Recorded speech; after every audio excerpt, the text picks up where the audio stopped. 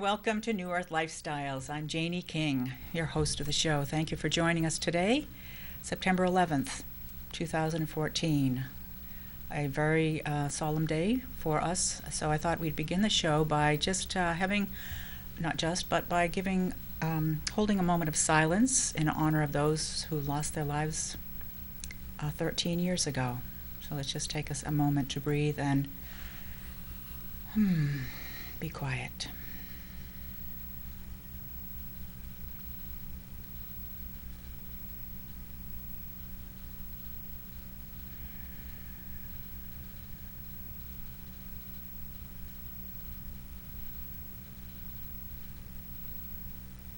Thank you to all the men and women, all the people and families. We send out our blessings of love, and I know many people are still suffering from that event. And so I'm grateful to be here, and thank you for joining us here at Manchester, New Hampshire, manchestertv.org, and thank you to Manchester TV for this lovely space to offer to you, the viewer, a different way of looking at life. New Earth Lifestyles is a opportunity. What I do is I bring in people or things that give you an opportunity to look at life from a different perspective than maybe you're used to. So hopefully you'll enjoy the show today, which today I have two shamanic practitioners, or two shaman, Steve Wilson and Bety Comerford. Welcome. Thank you for having us. You're welcome. Yes, I'm glad you're here. And you wrote this book, The Reluctant Empath, which I've read most of, and it's a very, very easy to read book and powerful. Yeah, thank you. Yeah. And so I was wondering, one of the questions that someone asked me a couple weeks ago, a friend came in and interviewed me for a change, and I'm curious about both of you, about how in your early childhood, this book talks a lot about, I guess, your childhood, Steve, and maybe some of yours is in there too, Bety. But I was curious about when you were small, what would you play? What did you like to do as you My imaginary friends. Your imaginary friends? We had a lot of that. A lot for me, a lot of it growing up at a young age, just drawn to nature very quickly, wanting to be outside continuously. People and me didn't fit too well. Because of the empathy thing, the empathic part of it all. But as I got a little bit older, like 4, 5, 6, I was having a lot of obsession with historical moments in history, and just acting them out in play or whatever. And it turned into some other things along the way, empathically. But there's a lot of that in the book, how some of the teachings of that, whether we call it past lives or just stuck energy of a moment, but very, very drawn to it, and almost like you'd say over the top, like obsessed with certain things. I see. Especially with battle and stuff of that nature, just needing to understand certain battles. Wars, yeah. And just dreams, visions. At the time, I didn't know they were visions. I just thought everybody was having these spontaneous pictures pop up in their heads throughout their day, but didn't know that not everybody does. But come to find out after writing the book, a lot of people do. So that's been wonderful. That's kind of what I experienced as, wow, maybe some of the things in my childhood were my empathy coming through. And so, Bety, you were experiencing spirits? Yes, I was seeing spirits from a very young age, and I grew up in New York City, so I was surrounded by all that energy, and all I wanted to be was normal. Wow, so you didn't think that was normal? I didn't think it was normal because none of my other friends were going through it. I see. And whenever I would mention that I saw a dead relative, it was okay in my household because my family grew up believing in that. But outside the door, nobody ever talked about that stuff when I was growing up. So that's all I wanted, was to be normal. Until I met him and I realized I am normal. And what is normal anyway? You're right, what is normal? Normal people scare me. People who think they're normal. Exactly. They tend to change in a really quick given moment's notice. And so become scary. Yes, when they feel threatened or something doesn't make sense to them, which is a threat. So that's been the gift of being empathic along the way, and some of the other things that go along with it. You tend to really quickly have to understand what's really going on out there from an energetic point of view, and why people do the things they do. And growing up in that kind of a modality or that thought process, there's a big, long learning curve to be okay and to try to fit in. And initially, you'd be surprised how much an empathic person separates themselves, because there's a lot of physical, energetic experience. It isn't so much fun when you're feeling everybody else's emotions or their pains, or a dead relative showing up and you're feeling how they died. I got lucky, and my grandmother whisked me away to the spiritualist church at a very young age, because she knew something was going on with me. And my uncle was a pretty big spiritualist minister, so I got to see and experience a little bit different take on life. So I'm very thankful for that. In your younger years. Yeah. At the age of 6, who can say they've been in the spiritualist church since they were 6? No, not many. And and a lot of, and then the other side of the family had their own religious belief system, which kind of was countering that. But and it's funny, because even the other one was kind of a prophetic religion, but very dogmatic. So, but they each had their merits, and it's amazing when you look back at that. Even the things that you perceived as a hindrance in your life, there's always something really good to pull out of it that has become a blessing, even at this point. And that's the gift of the empath. And what can you, what experiences might you share about, like, what were some of these Well, things? like, for instance, in the spiritualist church, going at 6, I remember the first time I went there, and my uncle was up on the stage, and there was quite a few people there, and part of the service is they actually do readings for everybody. They really believe in the ability to communicate with the afterlife and the ramifications of life and how that kind of plays out into the afterlife. So he's up there, and he's doing his readings, and I'm sitting there as a 6-year-old little kid and going, I'm hearing everything he's hearing, and seeing actually the person that was talking to him in spirit. Wow. And I've seen that before, but this kind of made for it. 6-year-old. Yeah, it made it okay. Okay. I'm not crazy, and here's this man who's doing something everybody's saying is very special. It's like, whoa! So now you start to embody that a little bit. So you felt like you were a little special too, as a 6-year-old. I didn't. No, the special thing Nope. never got in, and it's still to this day it can't, because the problem with an empathic person, whenever you go into specialness, you start to attract energy to you, and it doesn't feel good. And I Like learned- energy you don't want. Yeah, because what you really want is, you don't want another living person's energy. You want that energy that flows into us naturally from what we call source, God, creator, all those different kinds of things. That's why I clamored for the woods so much as a very young child, or nature, and pets used to come to me. I had a pet goose that just flew in one summer. My mother's got pictures of it, and I'm hanging out with this goose all summer as this little, like, 3-4-year-old boy playing with his goose all the time. Wow.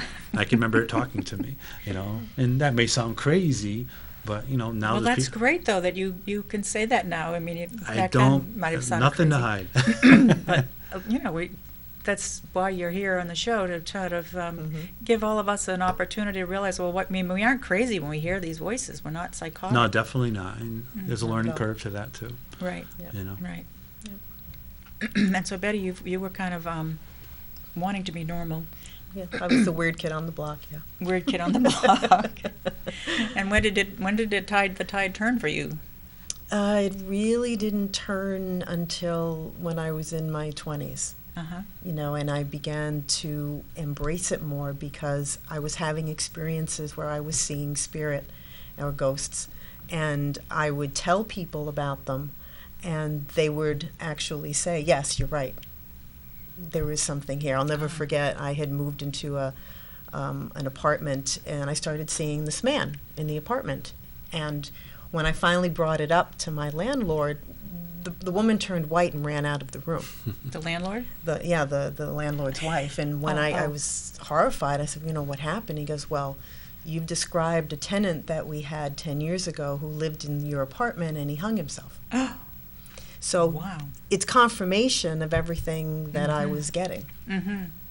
So that helped me realize, okay, there is something more to this. And now the quest became, okay, why am I feeling all of this? Why am I seeing all these spirits? Right. And that became the spiritual quest, to find out the bigger answer to what is going on, and where do I fit into all of that? What's my role? So that brought you sort of where you are today? Pretty much. I mean, I started doing a lot of other modalities, Reiki, magnified healing, all of that. And I kept feeling there was something still missing. And when I met him, as I've said previously, I didn't know what a shaman was. And someone told me, you've got to see this guy. He's amazing. Mm-hmm. So I did. I took a chance, and it changed my life. In all the other modalities, I would feel things, but never to the extent that I felt in the healing that I had with Steve. So I knew, okay, he's not lying to me because I'm actually feeling this energy. So what he's saying feels right to me. Yep. And so you could track what he was doing. And that was the answer. And that it was true. Everything came together. Authentic. Yep. Cool. Well, that's great. In fact, if I could back up a little bit on living somewhere where someone had hung themselves, I've always wondered, is that a good place to live? Or how would someone out there, because I know of someone that also died in a house in Springfield, and what, do you have any recommendations for people if... Clearing. Yeah, one of the things that we've discovered, because we're also part of a paranormal investigation team. I see. And our specialty is helping the dead cross. Okay. And one of the things that we've realized is that many times it's not an accident that you're living in the place that you're living in, because you're meant to do something. You're see. meant to help in some way. Okay. Or there's a mutual, that energy attracting like energy. Mm-hmm. You know, so I was able to help this man finally cross over and find peace. I see. And this friend of yours can do the same thing. If not, they can call us and we'll go help. Yeah. Yeah, we've had a couple cases where there's been reoccurring suicides in the house over the course of a couple hundred years. Wow. And through the empathic part of this, you can go in and actually sense the energy. But you think about it, we, for whatever reason, throughout our lives, and a lot of other people too, have been given the ability to learn this. And just like I said, there's a learning curve to it. But if you're just somebody off the street and you go in and you're not understanding it and you have nowhere to turn, all of a sudden you're feeling all this angst and all this emotion, all this depression, and you're owning it, then it becomes your life. And who knows what's going to happen. I've had cases, I played music for many, many, many years in bands and stuff, and there's been numerous times where I'd be up on stage playing and a spirit would walk up that used to be an old musician or something, and all of a sudden I'd want to drink, and I had to make a choice about not drinking a long time ago, and then all of a sudden I had this incredible urge to drink, and I'm sitting there and I'm playing, I'm like, why do I want to drink so bad? And all of a sudden, and I'd pick up on it, and you do the work to clear it so you don't give in to it. So this spirit came up on stage that was an alcoholic and kind of came into your body, and it made you have the urge to drink. Yeah, I used to watch I'd be up there all the time up on stage, and I'd be watching, as we're playing along, and you watch the bar, and you see a spirit walk into the club or whatever, and they step up behind somebody who's drinking a lot, and sooner or later you could always tell from the energy, sooner or later the person would get so drunk that their whole shielding system or their filtering system goes down, and the spirit walks in. And so we always coined this phrase, that's what blacking out means. That's why people black out from drinking all the time, and they never remember what they did. It's because they've kind of checked out and somebody else is having a good old time with their... Really? Yeah, I've seen it a dozen times. Wow. So the person drinking has a spirit comes in and wants to have wants to feel that energy. That was the energy that they were accustomed to in life. I see. So if the alcohol, drinking, so whatever. When they die, if they're still in what we call the in-between place, they haven't crossed over to the other side, they're still stuck, they're going to seek out that energy. I see. So if you have a person who drinks or does drugs or any kind of, behavior, the spirit around them is going to sort of attach to them, and it will make them even want to drink more or do drugs more because they've attracted this spirit that is solely seeking the same kind of energy that they knew in life. Wow. And so that's why this is, it's so addictive. Correct. Very much. There's a double side to it. Yeah, and it's like, so we look at that, like, well, that's not fair. It's hard enough to not do these things as it is. But, even like with food, if you try to change your diet or even like quitting smoking, you'd be surprised how many energies show up that are feeding off that whole situation. And so the neat thing about that is, from an empathic point of view, as something comes along and actually it makes it so much stronger, exemplifies the energy, now you have no choice. It's a now or never kind of thing. So as you change your energy, whoever's hanging around you, say it's in spirit or even the living sometimes, their energy changes with you. So we kind of coined this thought process a long time ago. We called it flypaper. A lot of times we'd walk into a haunted house and a spirit would come along and it'd be stuck to us. And so now we have no choice but to work out the energy, the emotion of this particular spirit. Wow. And you'd be surprised how many people in life are going through that same process. Yeah, so can you tell me more about what you did? I mean, you walk into a haunted We talk house and about then grounding. a spirit... A lot of it's grounding, the yeah. first initial lesson and all this. And addiction's a false grounding. So we'll talk about that a little bit from an empathic point of view. Everything in this world has an energy to it, okay? It has a vibration that came in while it was growing or being farmed or whatever. You can call it sunlight or whatever, but there's still an energy to it. But its system also grounds to the earth. So if you think about it, food is a battery, tobacco is a battery, alcohol is a battery. They all hold the vibration. Now, we as human beings are also connected to the earth, but we tend not to ground very well because most human beings have forgotten about the earth. Okay, That's true. And and so we do a lot of things that are not very nice to the earth. We've lost that connection. Women tend to be more connected to the earth than men do, but even men can be also. But anyway, and so we forget very quickly that when we're in our mother's wombs, when the mother's eating of the earth, all that energy of all the things, the food went into creating our body. So when we come out and our free will system or our energy sense begins to rebel against what we're feeling or wants to be something different or wants to change, we disconnect. Because the earth itself works very intrinsically in balance. Everything works together. Human beings have a hard time doing that because we want to be something different. So what happens is we forget that grounding thing, and so now what happens is energy, especially emotion, gets stuck in us. We go about our day and we all believe that our emotional context is our barometer for whether or not we're having a good or a bad day. Well, in empathy and shamanism and a lot of the old teachings, there is no such thing as a bad emotion. It's just an emotion. It's the label that we give it that gets it stuck in us because this stuff just wants to move. It's just chemicals, it's just energy, it's a physical experience. So in order to move, what we do a lot of times, we eat something, we ingest something. The second we do that, we take in that energy. The energy of alcohol. I mean, to the Native Americans, tobacco was something given to us to ground, okay?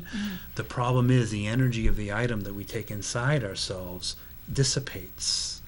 We work it out. It goes through us, and we're right back to where we started from. It doesn't again. last very long. We're ungrounded because the energy goes away. So the teaching of those things, that showed me what it felt like to feel grounded. Now I have to do it for myself. So the trick is, and there's a million guided imageries and all these kinds of things and healing ability that actually gives a person more grounded. But when you get to a place where you're actually feeling the energy move through your body, out your feet, without taking something into, just by being present, your whole life changes. You do the red ball thing, because I think that would help people that are watching this. In the book, we talk about people that are going through depression or just having a bad day. There's a little exercise we do in there. We call the red ball, where it's indicative of the energy of the earth. So you bring it up. And you just visualize this red ball coming up, and it sits in your belly, and you allow it to sit there, and it actually gathers up all the emotional context of your stomach. Then you float it back down into the earth. And I say 9 out of 10 people actually feel their feet start to tingle, and all that emotional context go right out of them, and they feel better. Wow. And that's just one little example. All right, we're going to rattle to that one because I forgot my bowl, but that's an amazing technique that I know it's in your book, the Reluctant Empath, and it's simple. You can just visualize Very simple. the red ball in your stomach, in your wherever. Yep, just pull it right up out of the earth. Oh, pull it up out of the. You stand on it to begin with. Yep. As if it's below your feet in the about earth. 2 feet below your feet. 2 feet below your feet, and then you allow it to come up into wherever. Right into your stomach, Right and that's into where we your hold stomach. our emotions up. Okay. We call the second chakra. Or, Third chakra. well, second. Second or third, wherever in the whole abdomen area. So that's such a It's simple. simple thing to do. And I got that in a dream when I was about 6 years old. Wow. And it took about another 10 years to really understand it because I was a stubborn little kid. But you kept with it. You stayed with it, or it stayed with you. I get one constantly or the other. reminded, and it's the fun thing of life, It's like I, without a shadow of a doubt, believe that everybody's life is designed to teach them this. You know, everything that happens, everything that's gonna happen, and it's all the choices we make are energetic. So, you know, as I went along from that stage, and more things were coming, more dreams, more visions. You know, dealing with the paranormal, and whatever. You know, there's particular people coming into my life as teachers. You know, we do what we do, and my energy get worse and worse, or get better for a day, or get worse and worse, and all of a sudden, as a teenager, I went into severe anxiety all of a sudden, non-stop. And this was why? Overload, energetic overload. Energetic overload. A lot of children are feeling that now. It's This happening total energetic continuously overload. Energetic overload, and that could be what the ADHD stuff is, or some of the other. Some of We that is believe it things. to be so. Even Yeah. the bipolar thing is energetic Bipolar. overload. Yeah. Wow. And so you were kind of going through that. Mhm. And did you go through that too, A Betty? lot of anxiety. A lot of anxiety. So if someone out there is experiencing a lot of anxiety, Try the little red ball trick. try the little red ball grounding good trick. start. It's a great start. It's, Yeah. okay. And when we were talking about people needing something from the outside, think about folks that constantly have to buy the next toy. And it only lasts so long, and they got to get the next toy. And Right. again, it's a false grounding. Yeah, the It's energy runs out. Yeah, the energy Right. runs out because it's not real. It's like an addiction. It's sort of, it's Exactly. like addicted to chocolate even, because Yeah, the first, chocolate cake. the first piece of chocolate is the best, and then the rest of it is just, you don't even taste. Then you're right back where you started And from. yeah, Yeah, exactly. A couple of pounds heavier, but a couple bucks every year. That's Or a new hyper. problem. Then Yeah. another problem. It's like, you Right. know, and it's funny because you look back through history, and there's been different cultures along the way that were asked to eat a specific diet to increase their ability to connect either to the earth or to the heavens. And there's a lot of that going on now. Kids are finding themselves very sensitive to food. You know, there's a lot of us around us, you know, all of a sudden everybody's having food allergies. Why is that? You know, Right, It's right. because of the energy of it all. The energy of the food, Yeah, it's just because it's not food. It's not food There's anymore. stuff, you know, It's not food anymore. It has the energy of people, intention. Quick vision I had a long time ago. I was actually in the grocery market, and I'm walking along, and I'm in the cookie aisle, and all of a sudden I hear, "Pick up the bag of cookies." And I was like, and, you know, I hear voices. You know, I have a lot of things that go on, and I'm not crazy, I think. So I look down and I picked it up, and I hear, you know, "How does it make you feel?" And I says, "Well, it makes me feel like crap." It didn't feel good to me to have this bag of cookies. And I hear, "Well, what are you going to do?" "I'm going to buy it anyway because I want them." So I went home and I ate them, and all of a sudden I was obsessed with junk food. And this went on for like about 3 months, and it wasn't doing very well inside my system. And I got heavier physically, but energetically, just really feeling mucked up all through my Mucked system. up. Best word to describe the whole Mucked situation. up. You eat too much of that standard American diet, or sugar, or cookies, or Yeah, it's all whatever. false grounding. It's all false grounding. So then I had this big, long meditation vision, and I was out in the woods, and there was this apple tree, and there was this beautiful apple sitting on the tree, and the sun shining into the leaves, and the roots are going into the earth, and all this energy is being created in this apple as a battery. I'm like, wow, and I hear, "How does this make you feel?" It goes, "It makes me feel really good." Then all of a sudden, a worker came up and picked the apple, and the worker wasn't very happy. He was having a bad day, and his family was struggling for money and stuff, and I'm watching this, and all So of a it's an sudden, apple picker worker. yeah, and all of a sudden I'm watching his energy go into the apple. And the apple got a little bit not as shiny as it was. So he puts it in a box, and all of a sudden the truck driver takes it to the warehouse, and there's the boss of the warehouse, and he's not happy because there's not enough apples in his warehouse, and his boss is going to yell at him.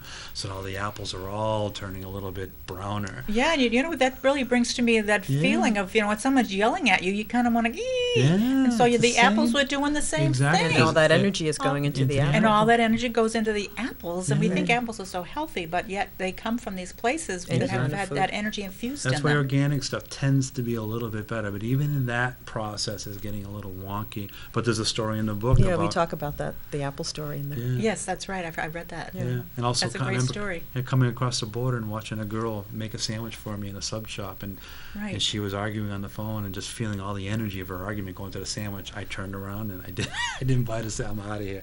Oh, you didn't buy the No, sandwich? I think of the story I made. I don't Yep, remember. In the but- story, I you did bought, read- you bought Yeah. the sandwich.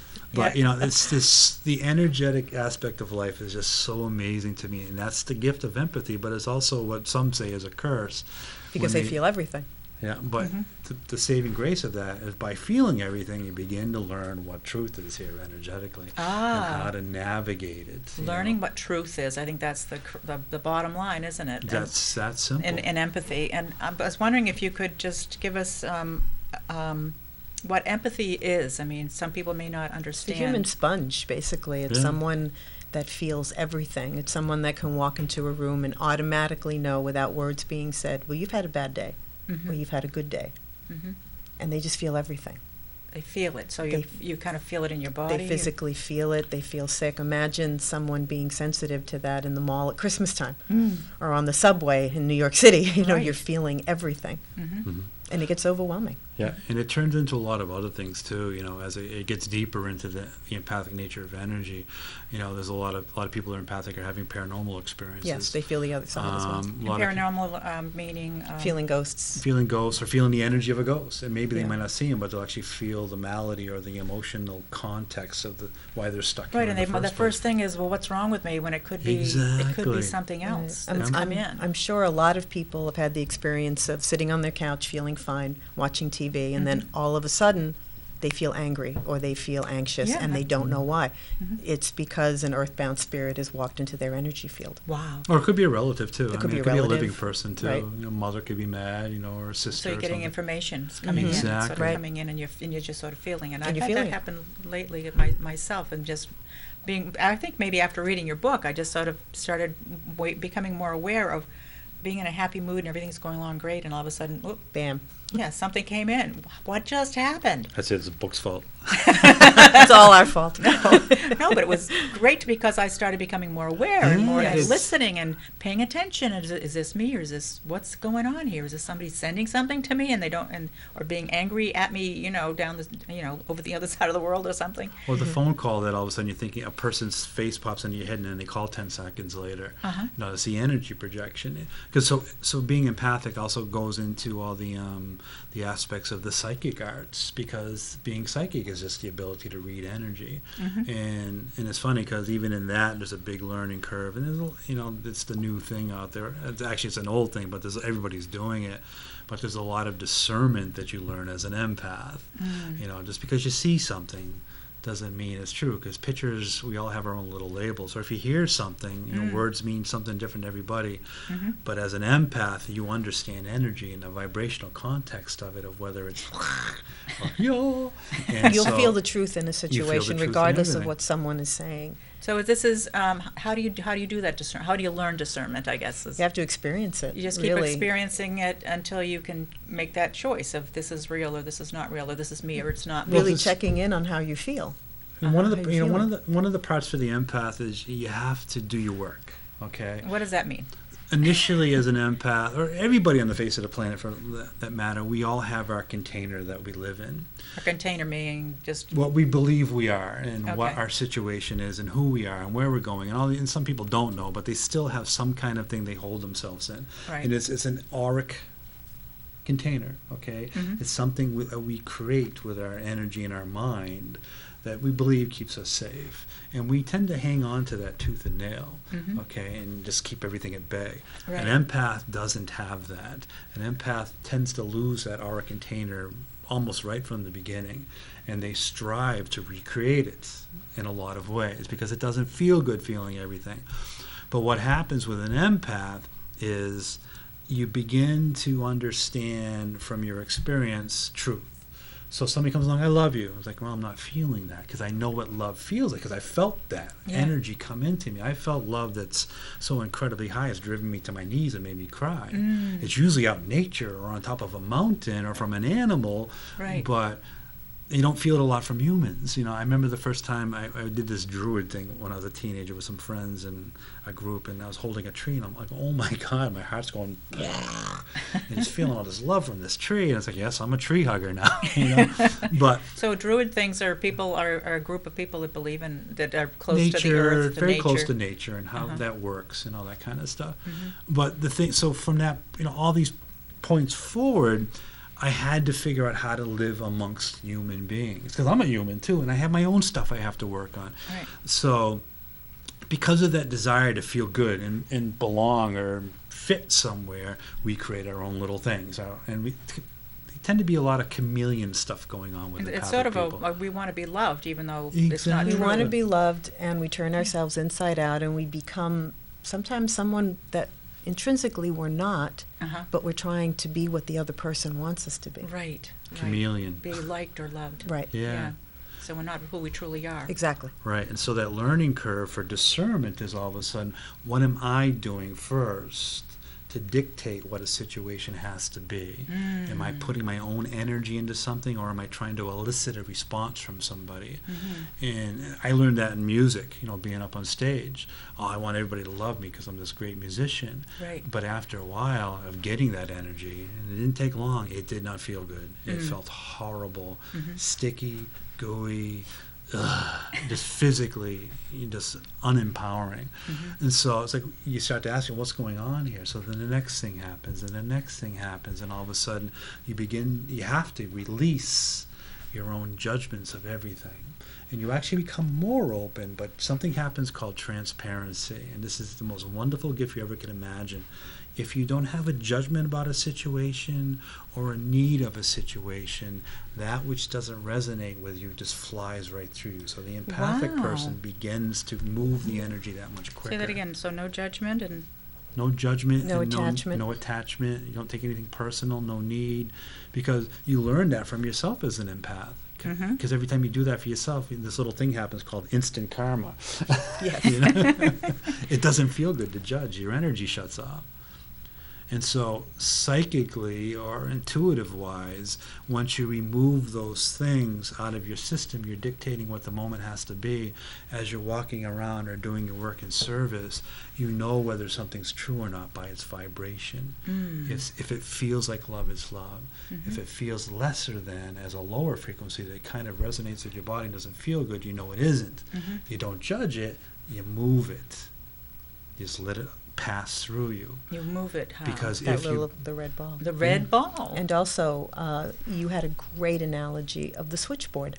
the It's cord. a wonderful analogy. Of how I to don't know move. if people remember the old-fashioned switchboards where I the do. women would sit there and they would plug in. Unplug. Unplugged. Just or for people that don't remember the old switchboard, think of a wall outlet. Unplug it. And that helps you start the process of unplugging from a situation and not judging So that's it. when you're judging and you realize. And you're plugged into something. So that you're plugged into something. So when you visually unplug, Unplug. you will stop. The judgment will let go. You'll Yeah, start that'll the process. start a process, It'll start 'cause the you process. still- It'll start a process. Because once the energy's in you, it's like anything. If you eat something that's not good for you, it takes a little while for it to move. Okay. So can you give a little example of how unplugging might, like something happened and how would I unplug? I had a big one last weekend. Someone called me up and kind of hooked into me, and I started to believe it. And They were and I- questioning. what I do and What what he we does. talk about, and for a moment, I hooked into it, and the energy was kind of coming at me as So this happened. when you hooked into it, you kind of started to believe I what started they to were believe it. saying. Or That you- they were saying there's something about you that wasn't true, but then you started Exactly. believing what they were saying to you. So all of a sudden, that flow of energy started to come in. Yeah, that And happens to me. I'm sure it Constantly. happens to everybody. That's an It empathic happens. thing. You're watching the news, and news is so fear-based that you start finding yourself getting more emotionally involved in what they're and telling you, anxious and and really nervous and scared. And so what happens is all the power goes out of us, and it's like it's fun. Why should a TV screen have any power at all? It's just our judgments or our thoughts of what that means or our fears. So I know, energetically that none of it really matters. Somewhere along the road, it's a teaching opportunity. So anyway, this person, I got plugged in, and after the conversation ended, I was a mess. I was like, "Oh, what's up with this?" And I'm better than I've been doing really, really well because everything is going quite well. But I know if something happens that kind of shakes my little foundation, then I need to look at that as an opportunity to figure something out. So I spent the next 4 or 5 days, watching to create retribution or prove myself, all these kinds of things. And as I did it, it didn't feel good, then I'd let it go and I'd be okay, but it always kept on coming back. So the next few days, what were you doing? Just kind of like, wanting to prove myself that I was right. To yourself? Yeah, or, To this person. Oh, to this person that, okay, so that judgment came up. Yeah, so I'm plugged in. So you were plugged into what they believed about you. Correct. And then the next 5 days, you had to work through, well, that's not who I am. Right, I want to prove myself that I'm I not wanna- that person. I want to prove to myself that I'm not that person. Exactly, and then actually wanting to, just kind of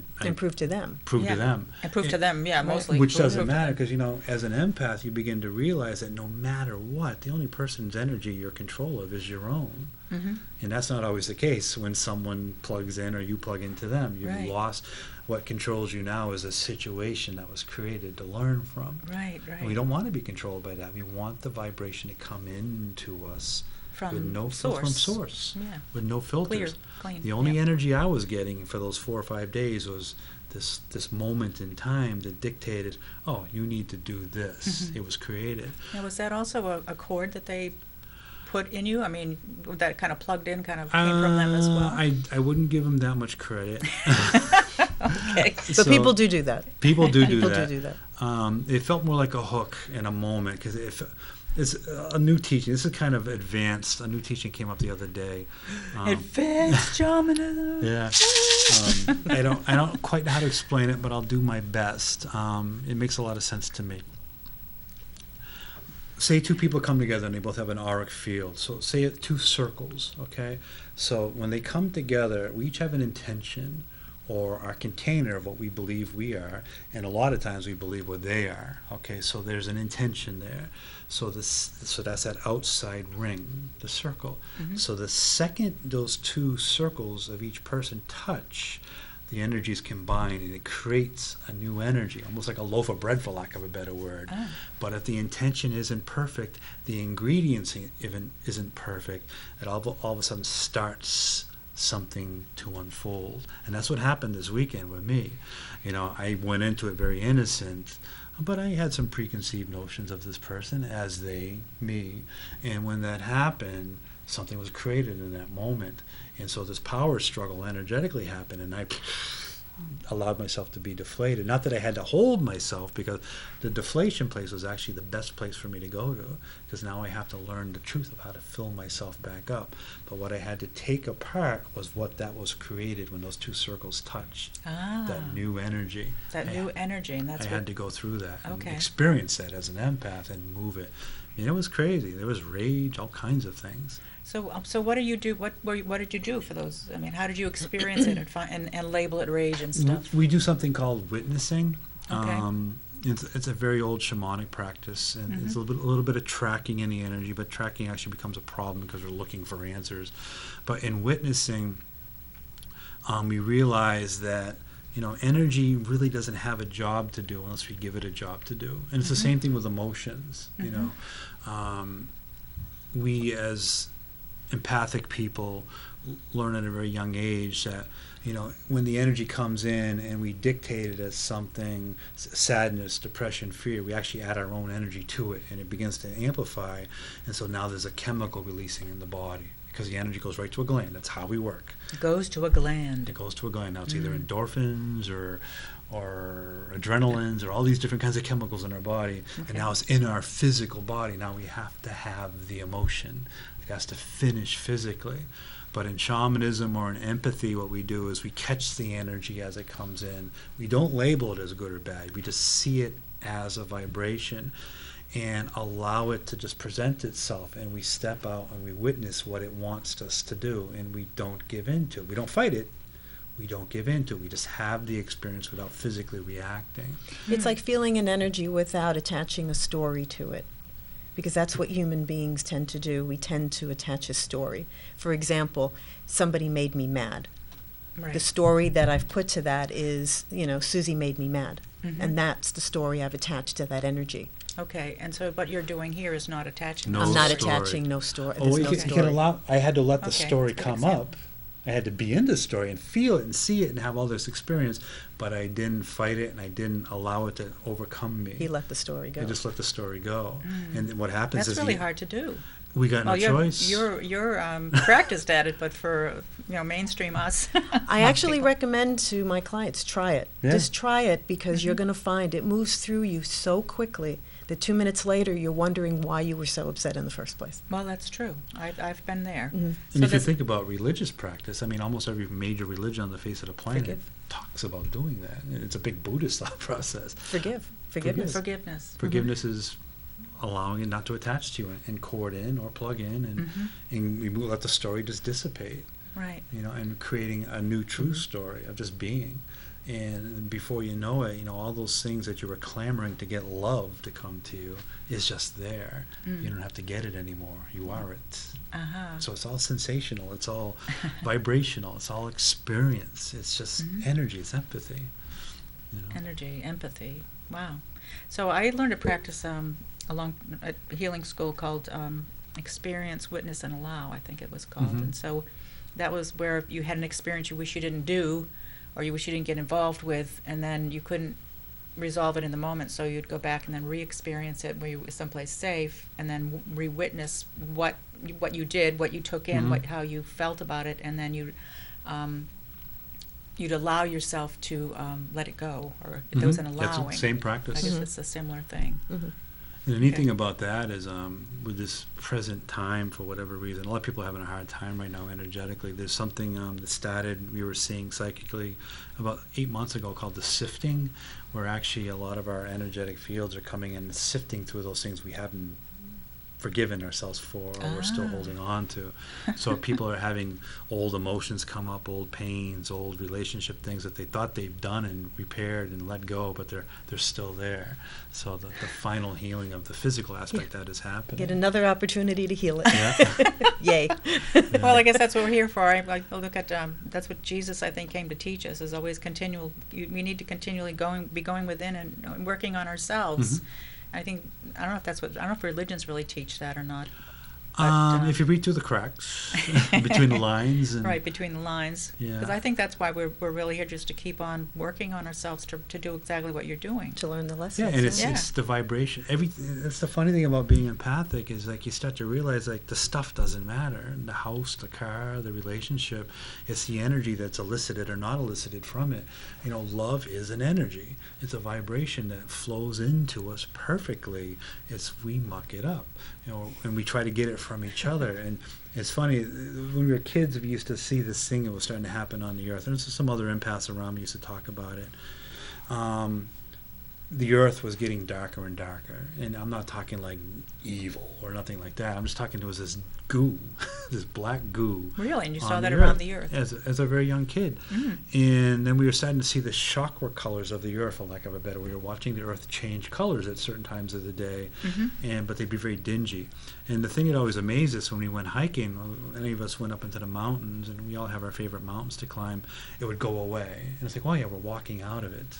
Well, over the years, that energy has gotten denser and denser, so it's thicker. So now we're all walking around in it. It's like quicksand. Wow. And Well, think of all the energy that everybody's putting out, all the emotions that everyone is putting out. Yeah. Where is it going? Right. here. We have a caller. Would you like to take a Yeah, call? definitely. It's an energetic smog.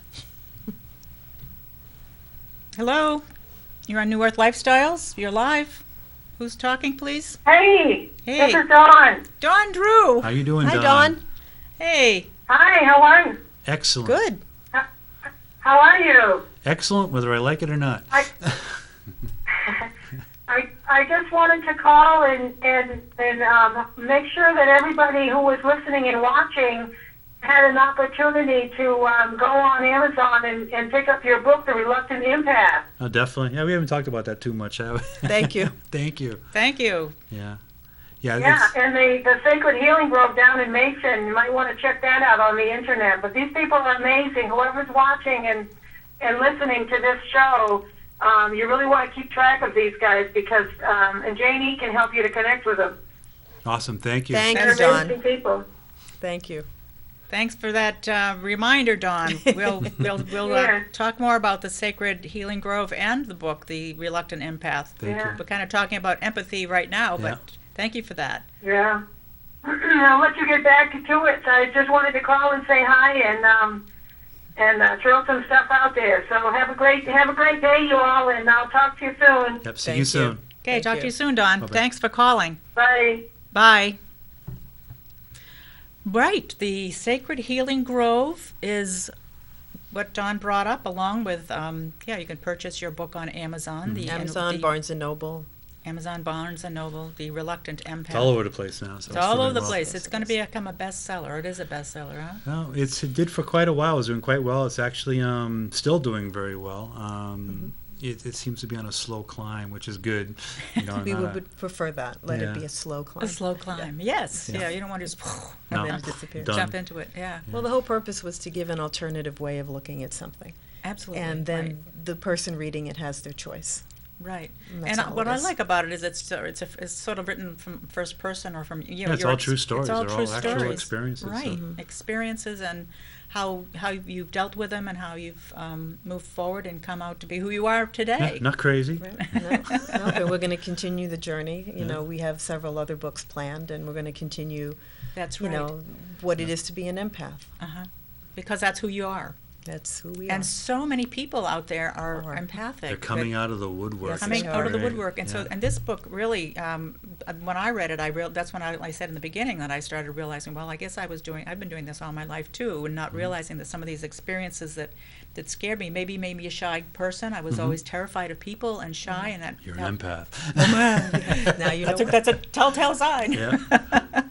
And now I know why, because I read your book, and it really Awesome. it put things together for me that happened me in the past, and that's really what that book is about. It's just a gem, and it's not a long book, so it's easy to read because I'm not a big reader. Yeah, we wanted to make it very, there's a lot of new age stuff out there about this kind of stuff. We wanted to make it very everyday because we have to live here every day. And Yes. so it's all, some of it seems a little bit out there, but it's all true. And you'd be surprised how many people have had some way over the top experiences that kind of hide them in the background and the shadows of their mind. And I can never talk about that. Right. We Right, talked and about it. we you wanted know? to make it accessible to the average person because I know for myself, I can't read spiritual books. It's like reading a textbook, Right. and I can't do it. So we Uh-huh. created this character, Alex. Uh-huh. So you can sit down and, as in a fiction book, you become Alex. You And you do. can experience what Alex is experiencing. Right, And and so- hopefully you've gone through the same thing. Yes, that's how I felt. It's like a story. It's reading Alex's life story pieces at a time as you jump forward and go backward, and remind yourself. And he has Alex. many more experiences to come. Yeah, we didn't want the stories to be about us, Right. But it's okay. However, it worked out really, really well. It was a good idea. It did. And I just met a person at a workshop I did last weekend that said exactly what you said. She came to this workshop. It was I was doing movement, and my friend was doing the tapping. And she started saying, "Well, yeah, I've been seeing things, and I can't tell anybody about it. And but you can. It's okay. You can now. It's happening But to the everybody. fear that she had over having this Being something. medicated. Yeah, they're afraid. People are afraid of being medicated Yeah. because you're seeing things, and also Tom Kenyon's new DVD, which is the Song of the New Earth. I think he talks about going to psychology school to become a psychologist, and before he walks into his psychosis class, these two angels showed up on that's each side of awesome. him, and he's. Okay, what do I do now? What if nobody can see him? Oh, what if everybody can see him? What do I say? Right. So it's amazing how many. It's just really natural. It's Yeah. natural. There's no such thing as psychosis, really. No, I mean, don't think. We're kind of pushing the envelope there. Yeah, it's like, we actually work with a lot of psychotherapists. Oh, you do. Yeah, a lot of phone calls. The paranormal aspect is how we kind of put ourselves out there because there's a lot of kids having paranormal experiences. Uh-huh. A lot of parents want to know that their kids are okay. Right. And every once in a while we'll get a phone call from a therapist that doesn't know what to do with something Uh-huh. that's a little over the top from a paranormal or spiritual kind of aspect. And Mhm.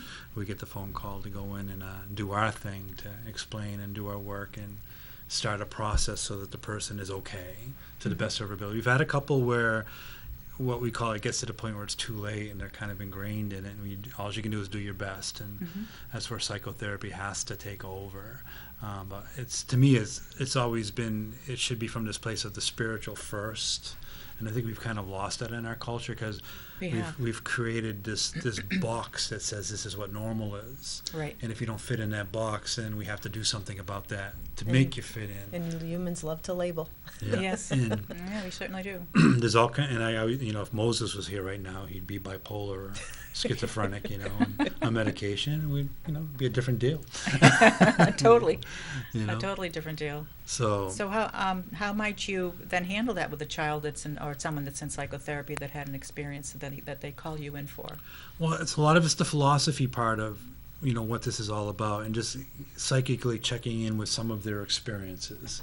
And it's not very hard to grab psychic information for somebody who's having some drama, because it's all around them energetically. So you pull some of it up, and you kind of start to work it back, like you map it. Well, this is going on, that's going on. And you talk to them about it as you're mapping? As we're doing this. Okay. And then the next thing you do is you begin to give them some kind of a sense of an energy. So what we do, because of our energy ability and having gone through so many things, we can actually increase our frequency, and the kids begin to feel it, or the adult begins to feel it. They're like, oh, what is this? Then you explain. It's like, you're not crazy. And then the next thing you know, you show them how to ground, and they feel something go out of them. What's that? Well, that's grounding. And then you just give them a little bit more and say, get the book. Our first book was about that. Yeah. This is our second book. Yeah, Our tell me first about- book okay. was, it's called Ghost and Shamanic Tales of True Hauntings. I know it's a mouthful. But it's about some of our more interesting paranormal investigations, and every chapter ends with an energy lesson. Cool. So a person can read this, understand why ghosts take place, why there's a haunting taking place, Okay. and then they can actually do a very easy exercise at the end of each chapter. Wow, that's cool. And I know this book too. You have little Yes. A little bit of paranormal in that, too, yeah. But at the end of each chapter, you also have some Correct. Right. little exercise or something to do, some little short thing to kind of bring you into that. Exactly. To help you To help learn. people understand it and experience it. Mm-hmm. Yes, that's what I loved about this book. Because we want to teach it, it's needed right now. Something's needed right now. It's getting crazy out there. Yeah. This book is so needed right now because Yeah. there's so many, even no matter how old, young, whatever, all age groups, all types of people are experiencing, and I think the consciousness of the earth is shifting in ways that, and maybe I don't know if this is your experience or not, but it's shifting in ways that are helping. I mean, the New Age so-called group is sort of amping up the love, or amping up some of the light, so to speak, or that's what maybe some of that A is. lot of different visions on that. And then the other side is kind of amping up the other side. Correct. Well, there's always resistance. Yeah. So from your point of view, it's probably better to just be. Just be, because there's two schools of thought. That we are the purveyors of everything here, and our consciousness creates, and there's a truth to that. But there's another school of thought that there is some kind of divine intelligence that created a map that over time will unfold, and will make choices in that so that it comes out the way it was meant to be. So that in itself is kind of bucking heads right now. Yeah, okay, I get that. So people think that there's a divine plan that we're supposed to be I should be following this divine plan and paying attention to when I get pushed this way or pushed that way. So and then the Correct. other one is what that We can, for instance, if we put a picture of a Cadillac up on our refrigerator and say enough prayers and enough intention, sooner or later we'll get that Cadillac. Okay. That's one thought. Okay. Or if I do whatever I want to do, I'll overcome everybody else, the competition stage of life. Okay. So it all goes back to self-will. Okay? I see. And so we're at, vision-wise, psychically, where we're at right now, there's a learning curve going on about what will is, whose will is it. Do we have that will to dictate what this is going to become? And here we are in 9/11. There was a lot of people that had some heads up about 9/11. They didn't know the particulars, but some a little bit more than others, and some have talked about it. And so a lot of people went into prayer, trying to change, do all these kinds of things, and then it still happened. Right. And it threw a lot of people for a loop. Okay. People such as yourself, you mean, or like No, empaths, or No, I always kind of went with a different vein of this, that I just need to be present. And if I was supposed to do something, then it would happen through me. And some strange, very over-the-top things happened to me that day.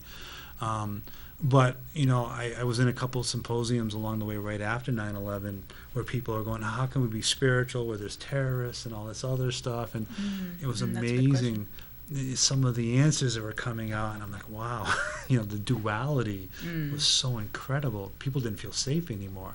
And so from an empathic point of view, or even a psychic point of view, we see bad things that come up all the time. We sense energies that are uncomfortable all the time.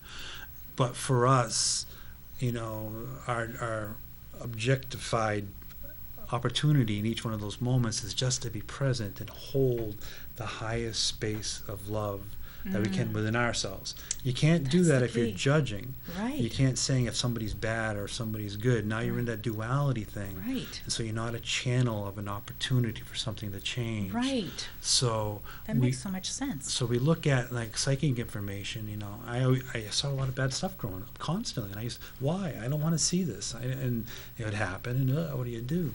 And then along the way, I was told, thankfully, as I got older, as I started to let that go, the need to figure it out. What am I supposed to do? How do I fix it? When I let it go, I was told it's all road signs. They're all part of the map. When you get there, if it happens, this is the discernment thing, because there's a lot of trickery too, And when you get there, just be the love that you've learned to be to the best of your ability, and that illumination will go out, because people do dumb things to get energy. People fight to get energy. People want to be in control. People want this, want that. But really what they want is this higher vibration that they haven't felt yet, and they're on some kind of a learning curve to get there. That makes so much sense. So, and there's a million prophecies in the Bible. You'll hear of wars and famines in diverse places. All these things must come to pass to prove that I'm a just and righteous God. So it's this learning curve. And I could go on and on, So the Bible to me was just a big energy manual. Really? So did you read the Bible? A lot, Wow. So you read it from a perspective that's different than a lot of people. Yeah, very, very different, Energetic point of view. An energetic point of view. It makes so much sense, and it's like, well, that's not fair. It's like, well, not much has changed in this world. It's been the same kind of paradigm from the beginning. Human beings have a hard time being in that space of love. And we still got wars, and we still got famines, and we still got earthquakes and all these other things, but all of a sudden, a lot of people are going, enough is enough, and they're stepping out. And it doesn't mean it's all going to be roses and sweetie goodness and all that stuff, but they begin to have this profound sense of vibration that comes to them, that it makes it okay. It smooths the bumps out, and that's all over that book. That's all over Buddhism. That's all over the Native American thought process. It is. That's true. It's everywhere. That's true. When you read through the cracks. It's energy. Yeah. It is energy. Yeah, So we've only got a couple minutes left. Okay. So much is just There's a lot to come talk through. about. There You is can a go lot on to and on. talk about. Well, the Sacred Healing Grove. The Sacred Healing Grove. We wanted to talk about that. So It's a retreat, not a retreat, but a New Age center that was formed in Mason, New Hampshire by a bunch of visions. We were told to do it. It's a wonderful place. Build it, they will come. Yep, pretty Yeah. much. And so you It- built this. We built 750 square foot yurt, Nice. Yeah. and there's a big koi pond and healing gardens and stuff. But there's a spiritualist church there that just started that we're very much a part of. I'm a spiritualist minister. It's called the Sacred Healing Grove Church. It's we have services once a month right at this present moment. Okay. So you can look for that on the website. We SacredHealingGrove.com. Correct. SacredHealingGrove.com. We teach shamanic practice there and a lot of this stuff on energy. We have another man coming from New York, Pan, you actually yes. met, and that's how I met you, through That's Pan. right. With Pan. He's coming to teach another class on MVC, nonviolent communication. That is such an amazing class, nonviolent communication. Yep. I think that's November 1st. Yep, he's coming Yeah, down. November, the next weekend. Correct. The weekend Oh, after the weekend that. after November, because Yeah, I know November both 5 or weekends I 6 or can't whatever it is. make Yeah. it to that one. I'm sorry, but that is absolutely great. Yeah, we great actually information. Yeah, we have a great teacher that teaches Qigong and Qigong. Eric Eric's doing a Carlson. bunch of classes he does there. great classes there too. And we have all Excellent. different kinds Well, of it's things a really sacred place, and I've been there twice, and I can't wait to go back because there's just being in the yurt and in The the vibration's gardens. unbelievable there. Isn't It's it? I come awesome. out of there just Yeah. What just A lot happened? of people do. Yeah, I don't know. that's why it was It feels so created. great. What's Yeah. amazing is that people that have gone who don't even have an awareness, like you do, but we'll get people off the street and they'll come in and they don't even know what they're feeling, but it feels so It's good. so peaceful here. Yes. Why? Right. Yes. And you go home Let's show you smiling why. and Yeah, we grounded. can show you why. Yeah, one other thing, we actually we're very excited. One of our shamanic friends from Peru that we've been privileged to do work with down in Peru is coming in November. Great. He's So we a have to pretty write that. world-renowned crystal bowl healer and shaman, his so he's crystal bowls coming are up. Excellent. They will take you somewhere A else. Peruvian healer and shaman. Yeah, he's Excellent. coming up in He's November, terrific. so Well, that'll on be on that, the we're going website. to end it. So thank you for all that Thank you. information. Thank you, Steve Thank you. and Betty, for And being buy the here. book. And buy the book, and the Reluctant Empath. Until next time, thank you for joining us all, and hope you got plenty out of it. And remember, your heart knows the way.